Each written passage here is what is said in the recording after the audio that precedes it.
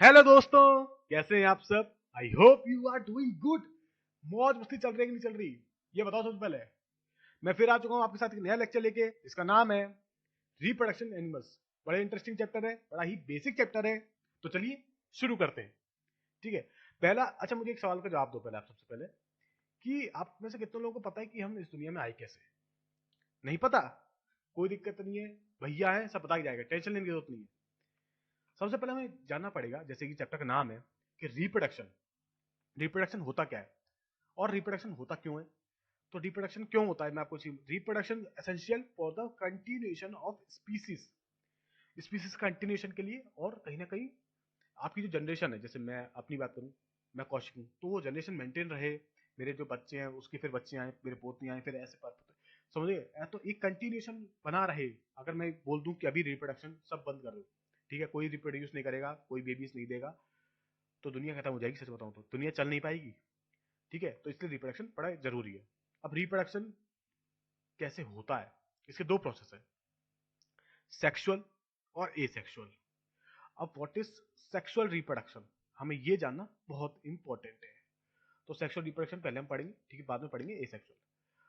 तो sexual reproduction से पहले पढ़ना हमें इंपॉर्टेंट ये है कि mails and females have different reproductive parts और ऑर्गन्स। मतलब समझ गए आप कि इसके लिए आपको दो बॉडीज चाहिए, पेरेंट बॉडीज चाहिए, मेल और female, of opposite gender, of opposite sex. ठीक है, सिंगल पेरेंट नहीं होता, और टू बॉडीज टू पेरेंट्स चाहिए ही चाहिए। ठीक है। This type of reproduction beginning from the fusion of male and female gametes is called sexual reproduction. मतलब कि मेल गैमेट्स जो कि स्पर्म होते हैं, फीमेल गैमेट जो कि ओवम होते हैं, उसका फ्यूजन जब होता है, जब उसका फ्यूज मतलब मिलना, जब वो मिलते हैं, तो उसको हम बोलते हैं सेक्सुअल रिप्रोडक्शन। ठीक है। तो अब हम पढ़ेंगे, अब उससे पहले पढ़ना जरूरी है male reproductive organs. Male reproductive organs कौन से होते हैं? The male reproductive organs include a pair of testis, two sperm ducts, a penis. ठीक है, जैसे आप डायग्राम में देख रहे होंगे, ये जो है, ये इसको बोलते हैं टेस्टिस। दो हैं इसलिए टेस्टिस बोलते हैं। ठीक है, एक होता तो टेस्टा बोलते हैं। ये पीनस है, लॉन्ग सिलेंड्रिकल शेप दिख रहे हैं आप, और ये जो एक ट्यूब से स्ट्रक्चर दिख रहा है, इसको बोलते हैं स्पर्म डक्ट। ये तीन मेजर पार्ट होते हैं हमारे मेल रिप्रोडक्टिव ऑर्गन के। ठीक है। और the testis produce the male gametes called sperms. Testis का काम क्या है? मेल गैमेट्स को प्रोड्यूस करना, जिसको हम बोलते हैं स्पर्म्स। और ये स्पर्म्स मिलियंस में होते हैं और बहुत ही ज्यादा छोटे होते हैं। ठीक है, और स्पर्म्स दिखते कैसे हैं, ये आपको दिख रहा होगा, एक, ठीक है, सांप की शेप का दिख रहा है, टेडपोल टाइप की शेप का दिख रहा है, जिसपे एक टेल होती है, एक मिडल पीस होता है, एक हेड होता है। इसको स्पर्म ऐसा दिखता है, तो इसको बोलते हैं स्पर्म। ठीक है। अब हम बात करते हैं फीमेल रिप्रोडक्टिव ऑर्गन्स की। Female reproductive organs are a pair of ovaries, oviducts, जिसको हम फैलोपियन ट्यूब भी बोलते हैं, एंड यूट्रस। ये मेजर पार्ट होते हैं, जैसे कि दिख रहा है ओवरीज, दो ओवरी है ना, टेस्टिस हमारे दो टेस्टिस है, इनके दो ओवरी है, और ये ओविडक्ट है, और ये है थोड़ा जेली लाइक स्ट्रक्चर दिख रहा है ना, इसको यूट्रस बोलते हैं। तो ये आप डायग्राम एक बार देख के जाना, ठीक है, और बना के जाना, क्योंकि पेपर में बहुत पूछा जाता है। ठीक है।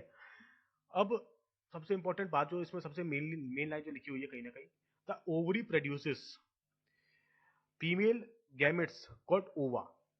ओवा कौन प्रोड्यूस करता है? ओवरी। और स्पर्म कौन प्रोड्यूस करता है? टेस्टिस। आप एक कंपैरिजन चार्ट बनाते चलना साथ में, ठीक है, जहां पे लिखना है एक जगह टेस्टिस, एक जगह ओवरी। ठीक है। तो पहला डिफरेंस क्या आता है कि टेस्टिस में जो है, टेस्टिस क्या प्रोड्यूस करता है? स्पर्म्स। और ओवरीज क्या प्रोड्यूस करती है? ओवा, जिसको ओवा को हम एग भी बोलते हैं। ठीक है। In human beings a single matured egg is released into the oviduct by the one of the ovaries every month. समझिए कि हर महीने ओविडक्ट जो होता है, कहीं ना कहीं ओवरीज जो होता है एग रिलीज करता है ओविडक्ट में हर महीने, और उसको फर्टिलाइज होना पड़ता है। अगर वो फर्टिलाइज नहीं होगा तो कहीं ना कहीं मेंस्ट्रुएशन होती है, जो कि आप आगे चल के पढ़ोगे क्लास 10th में, आई थिंक वो आती है। और अगर फर्टिलाइज हो गया तो फिर बेबी प्रोड्यूस होता है, जो कि मैं आपको बताऊंगा आगे, ठीक है, कैसे होता है। लेकिन फर्टिलाइजेशन नहीं होता तो फिर वो मेंस्ट्रुएशन का पार्ट हो जाता है। तो uterus is the part where the development of the baby take place. Uterus वो पार्ट है जहाँ पे बच्चे का डेवलपमेंट होती है, जैसे कि मतलब कुछ भी अगर उसके डेवलप डिजिट्स होगा, उसका फेस बनेगा, उसका हेयर्स आएंगे, ये सब जो चीज होती है वहाँ, ये सब यूट्रस में होती है। ठीक है। तो ये बहुत इंपॉर्टेंट पार्ट है यूट्रस। अब हमें पढ़ना पड़ेगा व्हाट इज फर्टिलाइजेशन, जो कि सबसे इंपॉर्टेंट टॉपिक है। हम बात कर रहे थे फर्टिलाइजेशन की। फर्टिलाइजेशन क्या होता है? When sperms come in contact with an egg, one of the sperms may fuse with an egg. Such fusion of the egg and the sperm is called fertilization. मतलब अच्छा ही बताओ, सेक्सुअल रिप्रोडक्शन में हमने क्या पढ़ा था कि मेल गैमेट फीमेल गैमेट जब फ्यूज करते हैं उसको सेक्सुअल रिप्रोडक्शन बोलते हैं। इसमें क्या बोला गया है? जब एग और स्पर्म फ्यूज करते हैं, एक दूसरे के साथ कांटेक्ट में आते हैं, उसको फर्टिलाइजेशन बोलते हैं। सेम चीज है दोनों, आप देखोगे बस तो मेल गैमेट फीमेल गैमेट बोल दिया, स्पर्म स्पर्म्स की बात कर रहे हैं और एग की बात कर रहे हैं, ठीक है, होता सेम है। अब अच्छा एक बात बताओ, ये जो प्रोसेस हो रही है उसका कोई रिजल्ट तो होता होगा, ठीक है। रिजल्ट क्या होता है? रिजल्ट होता है जाइगोट, या उसको हम फर्टिलाइज्ड एग भी बोलते हैं। फर्टिलाइज्ड एग को जाइगोट बोलते हैं, सिंपल सी बात है, ठीक है। This result in the formation of fertilized egg और जाइगोट। अब आपने देखा होगा जो जनरली जो स्पर्म्स होते हैं फादर से आते हैं और जो ओवम होते हैं वो मदर से आते हैं, ठीक है। तभी आपने देखा होगा कि जो बहुत सारे जो हमारे फीचर्स होते हैं, बहुत सारे जो हमारे कैरेक्टरिस्टिक्स होते हैं वो थोड़े बहुत सिमिलर होते हैं हमारे या तो माता पिता से, या सॉरी हाँ माता पिता से होते हैं, ठीक है। Fertilization which take place inside the female body is called internal fertilization. जो फर्टिलाइजेशन प्रोसेस फीमेल बॉडी के अंदर हो रही है उसको हम बोलते हैं इंटरनल फर्टिलाइजेशन। इंटरनल मतलब अंदर, सिंपल सी बात है। तो वो हो गई इंटरनल फर्टिलाइजेशन। अब वो होती किसके अंदर है? काउस के, हमारे अंदर ह्यूमंस के अंदर, ठीक है, डॉग्स के अंदर, हेंस के अंदर, इनके अंदर ये होती है इंटरनल फर्टिलाइजेशन। अब एक्सटर्नल फर्टिलाइजेशन क्या होता है? The fertilization in which the fusion of male gamete and the female gamete take place outside the body of the female is called external fertilization. External मतलब बाहर। तो जो process fertilization process female body के बाहर हो रही है उसको हम बोलते हैं एक्सटर्नल फर्टिलाइजेशन। जैसे कि एग्जांपल्स भी दे रखे हैं इसमें, फिश, स्टारफिश। जनरली मैं आपको एक्वेटिक एनिमल्स जो होते हैं ना, क्योंकि एक्सटर्नल फर्टिलाइजेशन जनरली पानी के थ्रू होता है, वाटर के थ्रू होता है, ठीक है, वाटर करंट्स के थ्रू होता है। अब जैसे इसमें एक बहुत अच्छा एग्जांपल दे रखा है फ्रॉग वाला। ये जो अंडे दिख रहे हैं ना, ये फ्रॉग के अंडे, ठीक है। इसमें एक जेली लाइक स्ट्रक्चर है जो उसको प्रोटेक्टिव कवरिंग देती है। ये फीमेल जो फ्रॉग होता है ना, होती है, वो देती है बहुत सारे, ठीक है। और जो एग के जो फ्रॉग के स्पर्म्स होते हैं वो कहीं ना कहीं इनसे कांटेक्ट करते हैं वाटर के थ्रू, तब जाके एक फर्टिलाइजेशन प्रोसेस होती है और एक इंडिविजुअल बॉर्न होता है, ठीक है। नेक्स्ट अगर हम बात करें तो वो है development of embryo. Fertilization results in the formation of zygote which begins to develop into an embryo. The zygote divides repeatedly to give rise to a ball of cells. The cells then begin to form group that develop into different tissues and organs of the body. This developing structure is termed as embryo. Simple सी बात समझ लो, zygote जो होता है ना, zygote वो बाद में, जायगोट क्या है? Primary stage. सेकेंडरी स्टेज क्या हो गई? एम्ब्रियो। एम्ब्रियो जायगोट जब डिवाइड करता है, ठीक है, बहुत ज्यादा रिपीटेडली डिवाइड करता जाता है, वो एक सेल्स बॉल शेप का स्ट्रक्चर ले लेता है, ठीक है। और उसको बाद में जाके वो डिवाइड और होता है, फिर उसमें डिफरेंट टिश्यू बनते हैं, डिफरेंट ऑर्गन बनते हैं, ऑर्गन से ऑर्गन सिस्टम बनते हैं, और उसको हम बोलते हैं एम्ब्रियो, ठीक है। The embryo gets embedded in the wall of uterus for the further development. मतलब एम्ब्रियो का जब डेवलप, देखो यूट्रस वो पार्ट है जहां सारा डेवलपमेंट होगा बेबी का, ठीक है। यूट्रस में ही होता सब कुछ डेवलपमेंट बेबी का। तो एम्ब्रियो का भी डेवलपमेंट यूट्रस में, बेबी का डेवलपमेंट यूट्रस में। Uterus is the developing part, sorry development जहां हो रही है वहां यूट्रस होता है, ठीक है।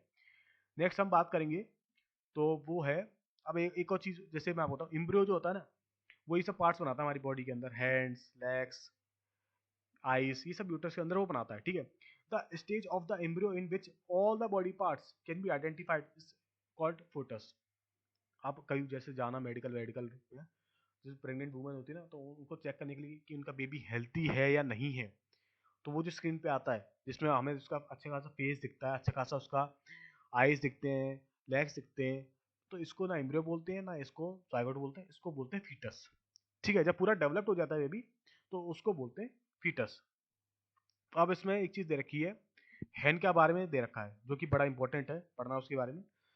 जो हैन का जो एम्ब्रियो होता है ना, ये कम से कम 3 हफ्ते लगाता है चिक में बनने में। The embryo takes about 3 weeks to develop into a chick. और जैसे आपने देखा होगा जो मुर्गियां होती हैं, ठीक है, वो अंडे पे बैठी रहती हैं। क्यों बैठती हैं वो?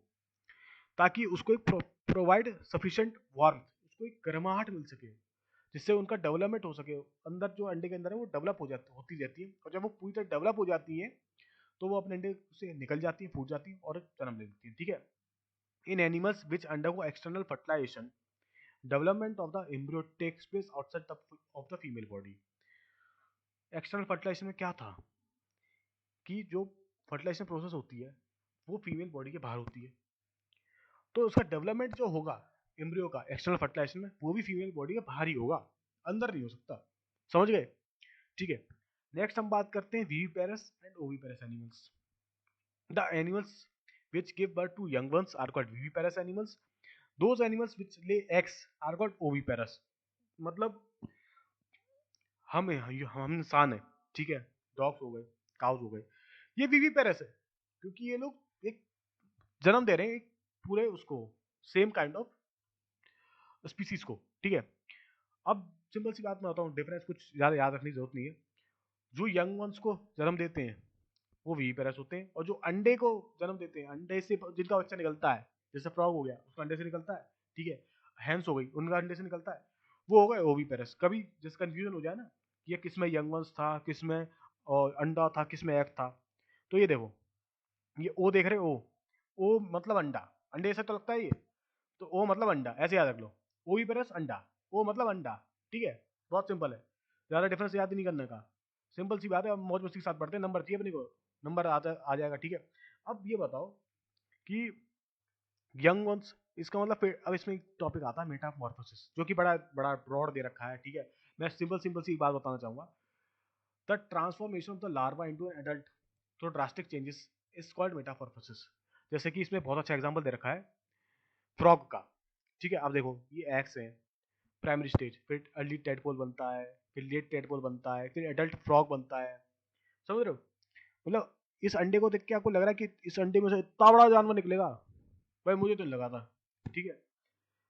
और बल्कि ऐसा होता है, यहाँ पे तो ऐसा लग रहा है ये मछली बनेगा, यहाँ पे ऐसा लग रहा है सांप बनेगा, यहाँ पर देखो क्या बनता है भाई, फ्रॉग बनता है अच्छा खासा। तो इस जो चेंज देखने को मिलते हैं इस साइकिल में धीरे धीरे, देख रहे हो, उसको बोलते हैं मेटामॉर्फोसिस। ड्रास्टिक चेंजेस है भाई, ड्रास्टिक, ठीक है। ह्यूमन बीइंग में ऐसा होता है क्या, ड्रास्टिक चेंज देखने को मिलते हैं? बिल्कुल नहीं मिलते। हमारे जैसे बड़ों के हाथ पैर है वैसे ही हमारे पैर है, तो हमारे अंदर कोई ड्रास्टिक चेंज नहीं होते। जिसके अंदर ड्रास्टिक चेंज होते हैं उसको हम मेटामॉर्फोसिस बोलते हैं, ठीक है। अब हम बात करते हैं एसेक्सुअल रिप्रोडक्शन की, कि what is asexual reproduction. Asexual reproduction आपने कहीं ना कहीं प्लांट्स में पढ़ा होगा, ठीक है, और एनिमल्स में भी होता है। अब कैसे होता है वो हमें जानना है, ठीक है। पहले हमें ये जानना पड़ेगा कि एसेक्सुअल रिप्रोडक्शन होता क्या है। This type of reproduction in which only single parent is involved is called asexual reproduction. जिसमें खाली सिंगल पेरेंट इन्वॉल्व हो, दो पेरेंट नहीं हो, उसको एसेक्सुअल रिप्रोडक्शन बोलेंगे, या जो सिंगल सेट ऑर्गेनिज्म हो वो एसेक्सुअल रिप्रोडक्शन करता है। सिंपल सी बात है, जहां दो पेरेंट्स इन्वॉल्व हो गए वो सेक्सुअल, और एक पेरेंट इन्वॉल्व है एक सेक्सुअल, ठीक है। अब एक सेक्सुअल रिप्रोडक्शन का एक टाइप होता है बडिंग, आपने प्लांट्स में पढ़ा होगा यीस्ट में, ठीक है। और कहीं ना कहीं आप देखो हाइड्रा में भी वो होता है, सेम प्रोसेस बडिंग। इसमें क्या होता है, ये आप देख रहे हो, ये निकलता सा हुआ, इसको बोलते हैं बर्ड्स, और इस बर्ड्स में से डेवलप होता है पूरा इंडिविजुअल, उसको बोलते हैं इस प्रोसेस को budding. These bulges are the developing new individuals and these are called birds. Birds में से जब कोई न्यू इंडिविजुअल डेवलप हो जाता है उस प्रोसेस को बोलते हैं बर्डिंग। ये देख रहे हो, पहले तो ऐसा था, ठीक है, थोड़ा सा न्यूक्लियर न्यूक्लियर पोर्शन लिख रहे हो, इस प्रोसेस में से इसको बोलते हैं बर्ड्स, न्यूक्लियर न्यूक्लियर, ठीक है। आपने ईयर बर्ड लगाए होंगे, जो उसमें से निकाला होता है ना पोर्शन बर्ड्स वाला, बर्ड्स उसको बोलते हैं। और इसमें से पूरा नया डेवलप हो जाता है, उसको बोलते हैं प्रोसेस बर्डिंग, ठीक है। ज्यादा कुछ याद नहीं, सिंपल सा प्रोसेस है, बहुत सिंपल। दूसरा एग्जाम्पल दे रखा है इसमें अमीबा का, ठीक है। Amoeba is a single set organism, मैंने पहले बोला सिंगल सेट सारे ऑर्गेनिज्म में एसेक्सुअल होगा, ठीक है। इसमें अमीबा में होता क्या है ये आपको दिख रहा है, डायग्राम, डायग्राम समझना बहुत आसान है। ये एक न्यू इंडिविजुअल है, ठीक है, पहले इसके न्यूक्लियस डिवाइड हुए, फिर इसकी बॉडीज डिवाइड हुई, बाद में ये डॉटर अमीबा बन गए, दो अलग अलग ट्विन डॉटर बन गए, ठीक है, सेम से लग रहे हैं। तो इस सभी प्रोसेस में क्या होता है, पहले न्यूक्लियस डिवाइड होता है, फिर इनकी water water sorry bodies divide होती है, ठीक है। Division of nucleus by two nuclei, division of its body into each part representing a nucleus. Two amoeba are produced from one parent amoeba. एक parent से दो अमीबे हो गए, देख रहे हो, तो इस प्रोसेस को बोलते हैं एसेक्सुअल रिप्रोडक्शन। और इस प्रोसेस को कहीं ना कहीं, अच्छा एसेक्सुअल रिप्रोडक्शन तो है ही, लेकिन एसेक्सुअल रिप्रोडक्शन में कौन सा टाइप है? Binary fission. अमीबा में देखो सिंपल सी बात है, बाइनरी फिजन अमीबा किसका पार्ट है? बाइनरी फिजन का। हाइड्रा किसका पार्ट है? बडिंग का। टाइप समझ लो, hydra budding, amoeba binary fission. Amoeba कैसे? पहले उसके न्यूक्लियस डिवाइड किए, फिर उसकी बॉडीज डिवाइड करी, फिर वो न्यू इंडिविजुअल में हो गए। 2 डॉटर अमीबा बनते हैं, ठीक है।